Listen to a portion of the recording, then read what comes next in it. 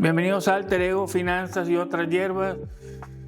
El día de hoy les tenemos un invitado tan especial que ya todos lo conocen, por eso nos vamos a saltar el paso de la presentación y vamos a tocar un tema muy relevante que ya me han estado pidiendo varias personas y vamos a hablar específicamente de las microfinanzas. Está con nosotros Herbert Ellerburg. ¿Qué tal, Herbert? ¿Cómo Álvaro, está? Un gusto. Ya bienvenido, buen rato, bienvenido, sí, muy buen rato de no estar. He ido viendo como la evolución de tu programa, de tus iniciativas. Buenísimo, realmente. Ya de aquellos programas, los primeros que hacíamos ahora, hay una evolución notable. Hay una evolución notable, te felicito. Gracias. Herbert, bueno, yo sé que tú has andado desde hace rato, bueno, solo para comentarle, hicimos juntos la tesis en la universidad y un poco ya nos estábamos metiendo en la parte de evaluación de riesgo, digamos, en varias condiciones sobre pequeños empresarios. Herbert, para ir entrando un poquito en materia para la gente que no conoce o que no domina el tema, en un lenguaje así simple, cuando uno habla de microfinanzas, ¿a qué se refiere específicamente? O sea, digamos, porque uno habla, por ejemplo, con terminologías que pyme, que gran empresa, crédito, todo, pero cuando habla de microfinanzas hay un concepto ahí bien específico que lo circunscribe a una o unas condiciones específicas. Así, en un lenguaje sencillo, cuando alguien habla de microfinanzas, ¿qué es lo que está tratando de decir? Para mí son las finanzas de la gente en una situación de vulnerabilidad social y económica. Las microfinanzas, como su nombre alude, ¿verdad?, hacen alusión al estrato empresarial más básico y elemental. La microempresa tiene su estratificación, pero el estadio más básico, quizás con el que estamos más familiarizados, es lo que denominaría la microempresa de subsistencia, ¿verdad? Que es, digamos, como el estadio más básico de la empresarialidad.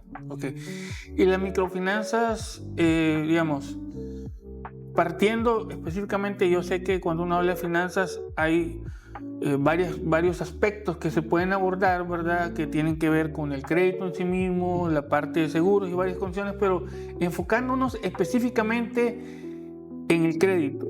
En las microfinanzas, ¿hay alguna regulación o hay alguna determinación de monto de crédito para establecer que realmente es micro o no? ¿Hay un límite? De hecho, la ley de la usura en El Salvador define ciertos niveles de crédito. Esos están asociados al nivel de tasa de interés, tasa efectiva que se puede cobrar. Entonces, hablábamos hace un momento de la microempresa de subsistencia. La misma ley de usura define microempresa de subsistencia, de acumulación simple, de acumulación ampliada, correcto, y de ahí ya lo que es el salto a la pequeña empresa. Entonces, en base a esas gradas, por decirlo de esa manera, se definen niveles de tasa de interés máxima y eso también está asociado a montos de crédito. A montos de crédito. Y bueno, obviamente existen también otras clasificaciones, ¿verdad? El ente rector de las políticas públicas de la micro y la pequeña empresa, por ejemplo, tiene su clasificación, que yo considero que es como el estándar apropiado para encuadrar o clasificar lo que es una microempresa. ¿Cuál es el límite de un crédito para un microempresario? Digamos, el límite más o menos establecido. No recuerdo en este momento, no tengo tan fresco el dato, pero sí puedo decir que es una relación respecto a salarios mínimos. Salarios mínimos del sector de industria, comercio. No recuerdo exactamente el monto, pero no son cantidades. No son cantidades. O sea, solo podríamos hablar de $100,000, por ejemplo. $100,000 a un micro. No es algo tan descabellado, pero eso sería ya como la grada más alta. Sí, claro. Yo pensé que hablamos de 10,000 nada más o algo así. Lo que pasa es que en la práctica, y bueno, yo quedo con la tarea, ¿verdad? Y eso para quienes nos están viendo, ¿verdad? Quedo con la tarea y eso que también sea un comercial para otro video. Respecto a cómo lo tiene definido, pero no es descabellado, aunque normalmente esos montos están más asociados a pequeña empresa, lo cual, digamos, en eso exactamente, tú tienes razón. Sin embargo, el microcrédito, como bien su nombre lo dice, está más dado, digamos, en pequeñas cantidades. Yo hablaría incluso cantidades inferiores a $1,000, $3,000, $5,000, porque hay que entender cuál es como el mercado objetivo, ¿verdad? Y el mercado objetivo es lo que nosotros quizás vemos de forma trivial en el día a día. Nosotros, pues, en los lugares donde vivimos, estamos rodeados de pequeños, de microempresarios, la persona de la tienda, el salón de belleza, la persona que tiene, por ejemplo, la venta de hot dogs, quien vende fruta, todos ellos están como... Pero no está hablando de esos que venden hot dogs que tienen en todas las esquinas, ¿verdad? Ya ese es un nivel, pero me refiero más, digamos, al que lo hace individualmente. Algunos logran como romper la barrera y gradualmente van generando crecimiento, pero el microcrédito incluso puede abarcar a aquellos del nivel más básico. Mira, una pregunta, y las personas, hablando de mercado, y las personas del mercado, las que venden frutas, verduras, ¿se consideran dentro del microcrédito? Porque hay algunas que venden un gran platal en el mismo mercado, pueden estar, pero venden unas cantidades. Siempre el microcrédito, y es otra pregunta, ¿está relacionado también a algún aspecto de informalidad o no? Esa es una consulta, porque en algunos momentos entiendo yo que los niveles de crédito tienen que ir amarrados a algún nivel de formalidad, de garantía y todo eso, ¿no? Vale, lo que pasa es que en microcrédito hay un tema que es la información inexacta. Nosotros hemos sido formados, por ejemplo, en lo que es la parte de análisis de estados financieros. Estamos acostumbrados a la empresa que tiene sus estados financieros, tiene su auditor, tiene algún nivel, digamos, de certificación. Pero en el mundo del microcrédito, la técnica que manda es el levantamiento de información. Okay. Y el levantamiento de información, por su naturaleza, puede ser inexacto. Y ahí es donde pienso que entra la primera técnica, que es el trato personal.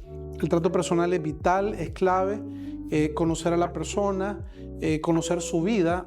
Vas a prestarle a un peluquero, por ejemplo.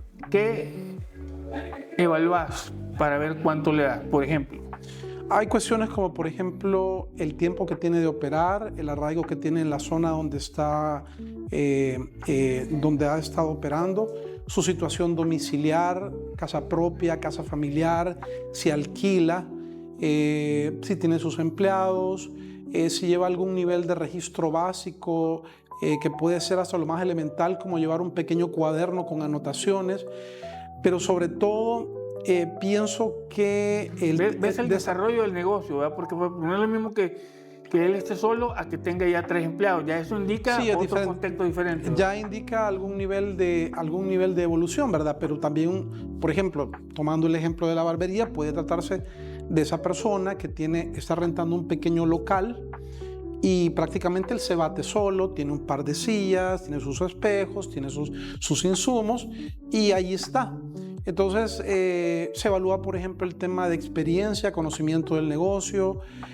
Hay muchas cosas en las que parte del riesgo es confiar y ese confiar tiene que estar de alguna forma mitigado por el hecho de conocer muy bien, porque pienso que en el microcrédito y en general trabajar con microempresa hay un traslape, un inevitable traslape entre la unidad productiva, a mí me gusta mucho usar ese término, la unidad productiva y la persona, y atrás de la persona su familia.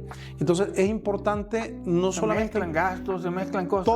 Todo está traslapado. De hecho, cualquier evaluación de ese tipo, además de lo que son los compromisos estrictamente empresariales, ¿verdad? Lo que ha originado el giro, forzosamente se tienen que evaluar también los familiares. Entonces, eso por ejemplo, ¿en qué colegio estudian los hijos? ¿Verdad? O sea, eso indica más o menos qué condiciones está generando, cómo está la casa, dónde viven, si tienen carro, no tienen carro, cosas de ese estilo, me imagino. Es correcto. Por eso, por ejemplo, mencionábamos el tema del arraigo domiciliar. Una de las primeras cosas que se tiene que establecer es si es una persona de arraigo domiciliar, ya sea porque tiene la dicha de tener una casa propia que le esté pagando, o está viviendo en una casa familiar, que es uno de los patrones de vida más comunes en nuestro país, o alquila, que obviamente ya es un componente, hay que decirlo, quizás de una mayor percepción de riesgo, pero que tiene Yo creo que la gran clave es conocer a la persona. Es conocer a la persona y en una buena entrevista y obviamente ya en lo que es el trato, en la interacción, uno va como graduando, perfilando a las personas, porque algo sí hay que decir. El que es buena paga es buena paga. Y el que es mala paga, aunque tenga dinero, es mala paga. Sí, correcto. Pero hay gente que realmente es impresionante. Es impresionante la ética de negocios que tiene, la moral de pago, es increíble. Porque en el microcrédito y por eso de alguna forma se justifican las tasas de interés que se cobran, el acompañamiento debe ser intensivo. Okay. ¿Las tasas de interés por cuánto andan más o menos? Es variable, sí, variable. Yo creo que podríamos hablar tasas entre el 5 y el 10% mensual. Mensual. Obviamente hay todo la ley de usura define techos a nivel de tasa efectiva para lo que es el sistema financiero formal. Obviamente, y hay que decirlo, existe todo un mundo de financiamiento, los famosos prestamistas, ¿verdad? Que obviamente no están regulados, no poseen reglas, que todas estas legislaciones o regulaciones han tratado de combatirlo, pero la verdad es que funcionan. O sea, a la gente le funciona porque, ahí entra otro tema también, que es el de ir educando gradualmente a la gente, ir desarrollándole como ese sentido de optimización financiera. ¿En qué aspecto? La gente muchas veces en este segmento lo que prioriza es la agilidad de la disponibilidad del dinero. No le importa el costo del dinero. Entonces lo toma, obviamente, pues digamos, sí, tiene una conciencia de que el dinero es caro, pero en una balanza sopesa más el hecho de la inmediatez al costo. Obviamente en un nivel de finanzas empresariales quizás como las que hemos estado formados. A mediano y largo plazo. Pero hablo de otro estrato. Lógicamente el tema de tasa de interés ya tiene otra consideración, ¿verdad? De hecho, ya entran elementos de negociación. Aquí lo que... es la inmediatez. Necesita comprar tomates para venderlos mañana en la mañana, no puede andar esperando que le resuelvan ni siquiera una semana. No puede andar esperando. Hay instituciones financieras que creo que han entendido ese tema y hoy con todo ese tema de la digitalización, ¿verdad? De las apps y todo lo demás, están ofreciendo opciones muy interesantes de rápida disponibilidad, tiempos ágiles de respuesta, poder poner el dinero rápidamente y está muy bien. Y eso está muy bien, ¿verdad? Porque realmente es lo que necesita. El día a día es estresante para el microempresario y las oportunidades, cachadas, como muchas veces se les dice en este medio, surgen y hay que tener el dinero para poderlas tomar. De acuerdo. Jóvenes, estamos hablando de microfinanzas, es un tema bien específico dentro de la finanza. Y son condiciones que poco a poco debemos de ir entendiendo porque es parte de un ecosistema y es bien importante entender qué datos sean. Nosotros vamos a un espacio en este momento. Para todos aquellos que todavía no se han suscrito, por favor aprovechen para ir, suscribirse, darle like y si posible compartirlo también. No se vayan, en un momento regresamos.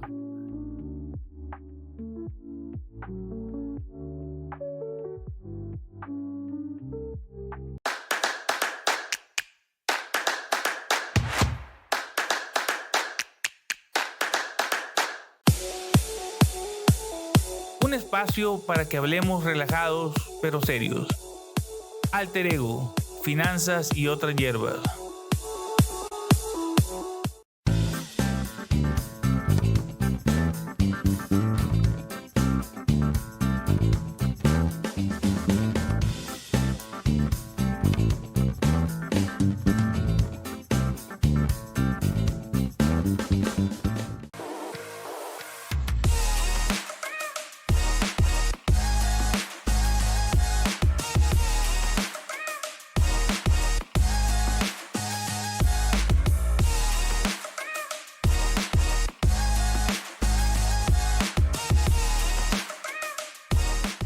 Bienvenidos, estamos de regreso en Alter Ego, finanzas y otras hierbas. Para refrescar, estamos hablando de microfinanzas con Herbert Ellerbrook. Herbert, ¿cuánto tiempo tenés más o menos tú de experiencia en esta área de microfinanzas? Así, dame un aproximado. Digamos que mis interacciones con el tema de microfinanzas, con mayor o menor intensidad, podría hablar de casi 10 años, pero realmente me atrevería a remontarme, incluso en mi adolescencia, obviamente no con un sentido lucrativo, de advertir o ver cierta, digamos, creo que siempre me llamó mucho la atención, obviamente un tremendo respeto para la gente que no ha sido asalariada, no ha tenido un trabajo fijo, pero sin embargo tienen una resiliencia impresionante para sobrevivir, para sacar adelante su proyecto de vida, su proyecto de familia, sin tener una renta fija. Hay un punto de inflexión. Una de mis hermanas trabajó en una institución financiera, obviamente no voy a mencionar cuál, que a nivel internacional trabaja con microfinanzas. Recuerdo que un año llevó un anuario internacional. Era la actividad de esa institución en países que incluso ellos mismos lo decían, a lo mejor para la banca, la gran banca, ¿verdad? Los grupos financieros internacionales interesantes, podría no ser atractivo. Recuerdo voy a mencionar algunos países: Angola, Moldavia, Ghana, Bosnia y Herzegovina, Nicaragua, Bolivia, por cierto, que es un referente internacional a nivel en el tema de microcréditos, y ahí voy a mencionar un nombre propio con el famoso Bancasol. Y veía gente de las más diversas actividades, ¿verdad? Produciendo, valga la redundancia, productos básicos para un territorio relativamente pequeño, ofreciendo servicios. A mí me quedó eso como muy, muy impregnado, y hasta como anécdota, yo utilizaba ese anuario una forma como hasta para dormir a mis hijos, y al mismo tiempo también impregnarles de que existía una cultura emprendedora, de que gente alrededor del mundo encuentra formas creativas de sobrevivir, salir adelante y progresar. Sí, pero también hay que tener, digamos, como un entendimiento de ese funcionamiento de quien presta también, ¿verdad? Para poder desarrollar esas condiciones. Herbert, yo he escuchado algunos dichos que, por ejemplo, dicen es mejor prestar 2 millones a 200,000 personas o a 100,000 personas que prestar 2 millones a 5 personas. Es decir, la atomización del riesgo, y además también que esas personas que de microfinanzas muchas veces uno creyera que van a salir corriendo, pero al parecer, de acuerdo a la experiencia que he escuchado, la mayoría son buena paga. Y hay unos que no son buena paga, pero el impacto es poco, porque realmente como el dinero que se presta individualmente es poco, el impacto es poco. Entonces, claro, evidentemente hay un trabajo, porque no es lo mismo cobrarle a 250 o 300 que cobrarle a 5. Entonces, en ese aspecto hay como una logística diferente que se tiene que establecer, controles diferentes que se tienen que hacer, un seguimiento, me imagino que es un seguimiento así más de cerca, y algunas condiciones que me gustaría escucharles de tu parte.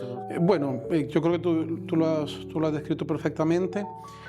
Si bien en cualquier institución financiera siempre resulta atractivo el tema de la atomización del riesgo, ¿verdad? Al mismo tiempo también conlleva retos, porque hay que poseer o hay que tener la estructura para poder atender el tamaño de las carteras. Hay todo todo un amarre, ¿verdad? Hay un andamiaje, ¿verdad? Que comienza incluso desde el tipo de tecnología crediticia. A lo mejor, por ejemplo, y aquí vale la pena hacer como la analogía, la persona que trabaja en una institución financiera, que está acostumbrado a tratar con, voy a usar, mediana y gran empresa, lógicamente pues a lo mejor los criterios de evaluación pueden ser hasta más sofisticados, porque las circunstancias lo exigen. En este caso es una tecnología crediticia. Tener un ERP, solo meter los datos, que automáticamente te salga todo. Sí, aquí en este caso pienso que sí hay que picar, yo creo que hay que picar piedra, ganarse la confianza y efectuar un seguimiento constante. Hay que hacer una relación entre el tamaño de las carteras y el número, por ejemplo, de los asesores, ¿verdad? O personas que van a estar a cargo. Se dan algunas cosas que en otras bancas o en otros segmentos podrían ser hasta herejía, como el hecho de que se cobra en efectivo. Porque también hay una realidad, mucha gente todavía no está bancarizada, a pesar de que en el país se ha avanzado mucho en el tema.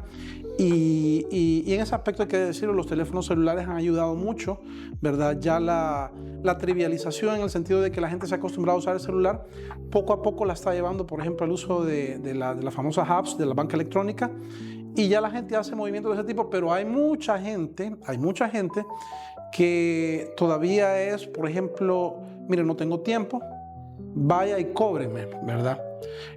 También en ese aspecto debo destacar, y ese es un elogio para la banca comercial, los corresponsales financieros han sido de mucha ayuda, ¿verdad? Cadenas de farmacias, tiendas, ferreterías. Eso ha venido a cambiar muchísimo, porque la población que no está bancarizada, también la población que no está bancarizada y que no utiliza todavía el teléfono, las apps y todo lo demás, es una alternativa interesante. Pero hasta los bancarizados, tenés un corresponsal a 2 cuadras de tu casa, una farmacia, un súper, y el banco te queda a 3 kilómetros, un banco, estamos hablando, a veces por corresponsal también te toca pagar porque es más fácil para uno. Herbert, te voy a hacer una pregunta técnica rápida, promedio, un técnico o un analista de un banco, porque hemos trabajado en banca los dos, más o menos cuántos clientes tiene, y un técnico de microfinanzas, más o menos cuántos clientes ve, para entender más o menos las cantidades de cartera que tiene cada quien. No tengo claro, debo confesar que estoy un poco fuera de la jugada en lo que es el tema de lo que podría tener un ejecutivo, hablemos de un ejecutivo en el segmento de mediana y gran empresa. Pienso que en un segmento de microempresa, un asesor debería estar acostumbrado a manejar entre 200 y 300 clientes. ¿En serio? Sí, en serio. O sea, es algo intensivo. No, creo que el otro debe tener unos 20, yo no calculo 30 lo sumo, pero ya 200 sí está. Parece o sea, es voluminoso, sí, pero es manejable. Sí. Es manejable. Obviamente requiere mucho trabajo.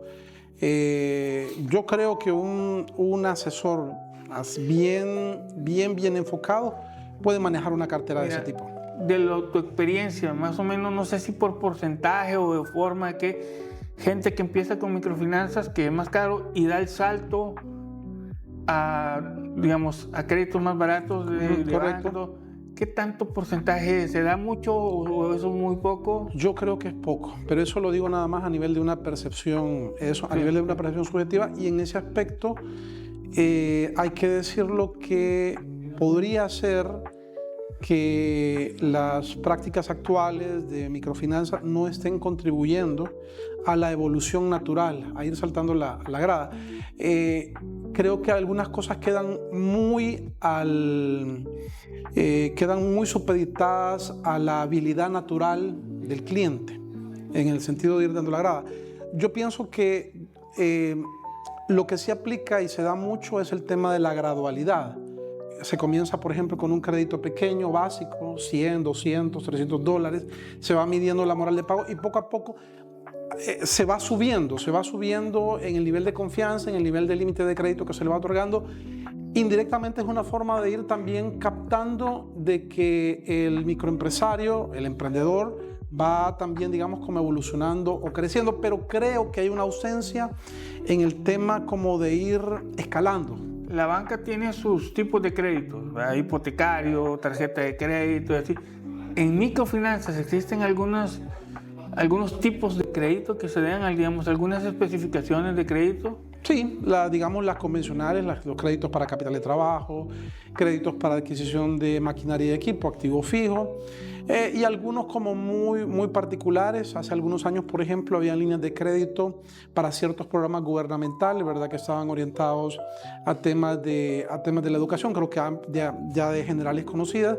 Y bueno, dependiendo las necesidades, ¿verdad?, lo que pide el mercado, se pueden ir creando diferentes líneas de crédito, pero yo pienso que las de combate son las que te he dicho, la que contribuye a hacer hacerse de bienes de capital, obviamente en la escala que le corresponde a cada microempresario, y el capital de trabajo, que es el que le da como vida, ¿verdad? En tus años de experiencia en microfinanzas, ¿cuál es tu aprendizaje? ¿Qué es lo que más te ha llenado de aprendizaje de estar en ese sector trabajándolo? Uy, o sea, es amplio. Obviamente, quizás lo primero, la admiración, ante todo, ¿verdad? La admiración por la gente que lleva a cabo una actividad microempresarial, ¿verdad? Que se levanta día a día, que tiene horarios extensos, que no conoce de vacaciones, que involucra a su familia, que su familia, digamos, el centro de la familia se vuelve la unidad productiva. Esa es una de las cosas, el nivel de compromiso, ¿verdad? La moral de trabajo, creo que es una de las cosas que a mí más me ha calado, me ha impactado. También, obvio, el hecho de el deseo de progresar. El deseo de progresar, el hecho de que existe como muchas veces se ha dado ese fenómeno, lo veo. Bueno, tú eres un especialista, por ejemplo, en todo el tema de empresas familiares, la primera generación, la segunda generación.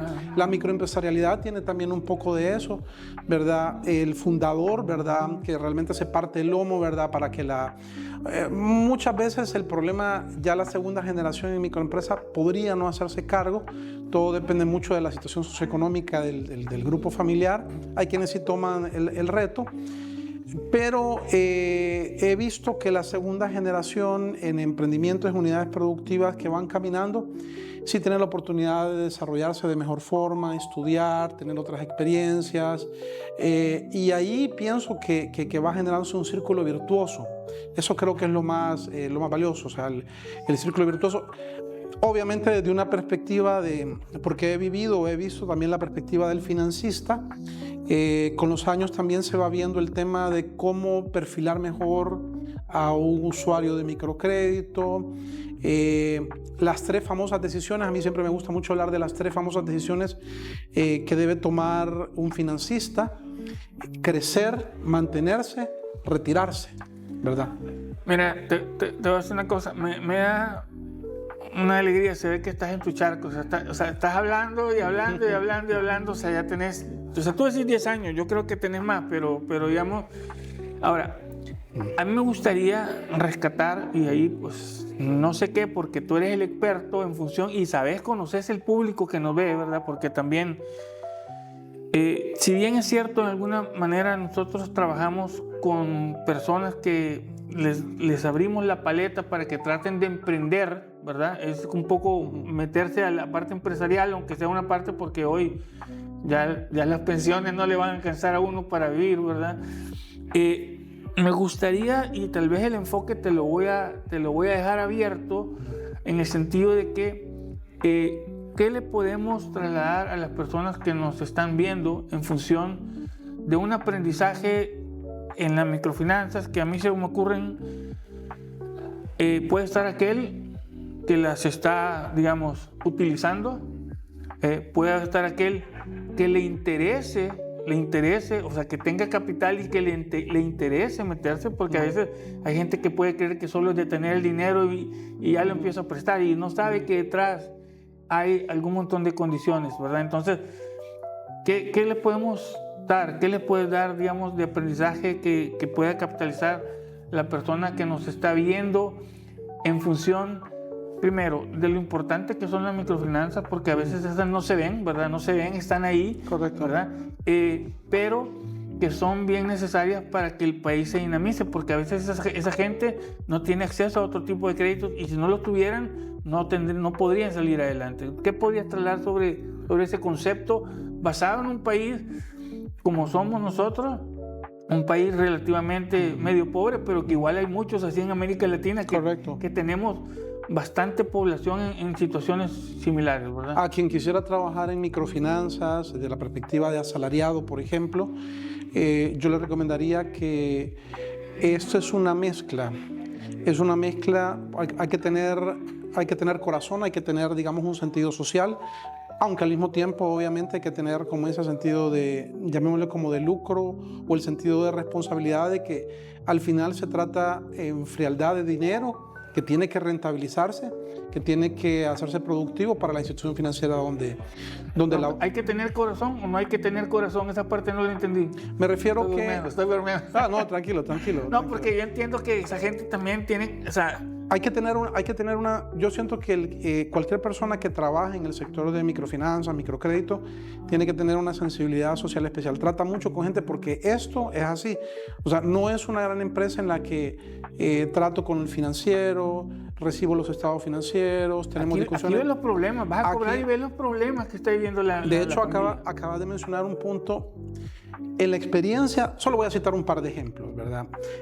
Temas que desequilibran profundamente una unidad productiva. Rupturas emocionales, increíblemente, porque detrás de una unidad productiva eso está como un cordón umbilical, la unidad familiar, ¿verdad? Llámesele que estén en un matrimonio, llámesele unión libre, como sea. He podido ver. Un divorcio puede afectar fuertemente. Una separación, un divorcio, hay que decirlo lamentablemente, situaciones de violencia intrafamiliar también que se dan.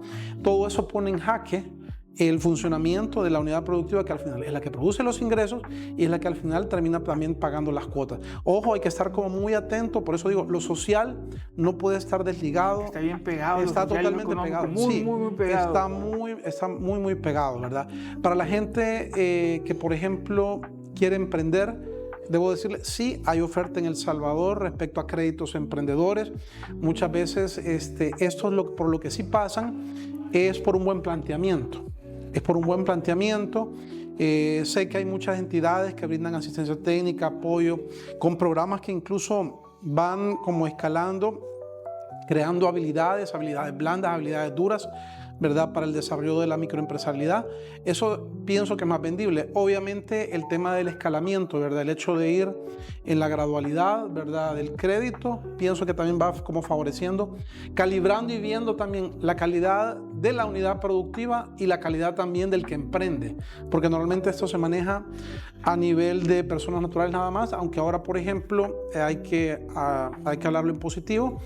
La figura que se ha creado en este gobierno de las sociedades de acciones simplificadas, por ejemplo, que se ha vuelto totalmente expedito, el hecho que cualquier persona puede optar a una persona jurídica, también puede ser digamos, una alternativa interesante. Esas son, digamos, algunas de las cosas que podría decirle al que quiera trabajar en microfinanzas, al que quiera emprender, respecto a este mundo que realmente es fascinante, es apasionante. A nivel mundial incluso ya produjo un premio Nobel de la Paz, ¿verdad? Que ha sido, de hecho, Muhammad Yunus, ¿verdad? De los famosos Grameen Bank, es considerado por muchos como el padre de las microfinanzas. Su experiencia trabajando con gente de escasísimos recursos en Bangladesh, por ejemplo, ha sido una inspiración a nivel internacional. A partir de ahí es que se ha replicado todo un movimiento mundial, ¿verdad? Alrededor de las microfinanzas, no como panacea. A veces creo que se le pone demasiada fe al tema del otorgamiento del crédito. El crédito al final solo es un componente de muchas cosas, ¿verdad? Que a personas de escasos recursos pueden contribuirle a evolucionar y progresar desde la perspectiva social, desde la perspectiva económica, en una sociedad.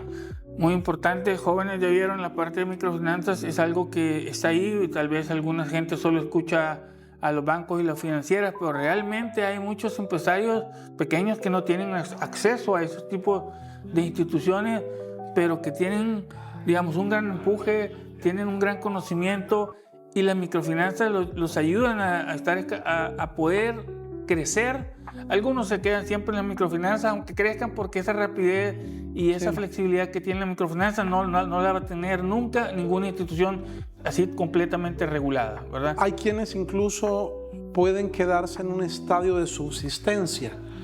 A lo mejor sus aspiraciones no son más que eso, ¿verdad? Hay quien sí tiene el empuje de querer progresar, de querer crecer, y lo va logrando realmente.